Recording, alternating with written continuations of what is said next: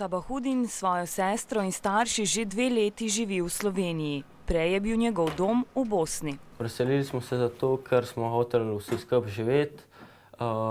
Oče je že tukaj 14 let.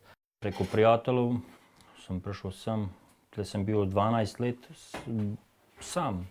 Zdaj smo, hvala Bogu, vsi skupaj tle, tako da zdaj je v redu.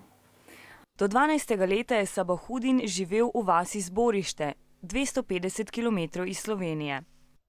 To je moja hiša, zraven moje hiše je od dedija hiša.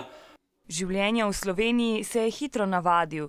Že naslednji dan po selitvi je šel v šolo, a Bosno vseeno pogreša.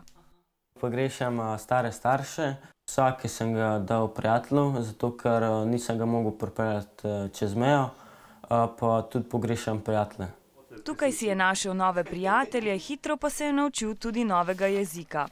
Tudi v šoli je bilo marsikaj novega, najbolj pa je vesel, da lahko dlje časa spi, saj se v šolo vozi z organiziranim prevozom. V Bosni, ko sem se zbudil, ko sem šel v šolo, sem mogel hoditi 4 km.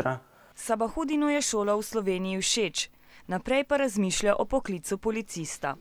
A ko bo v pokoju, pravi, da se bo vrnil v Bosno. To, ker sem se tam rodil, pa ker je tam moj dom.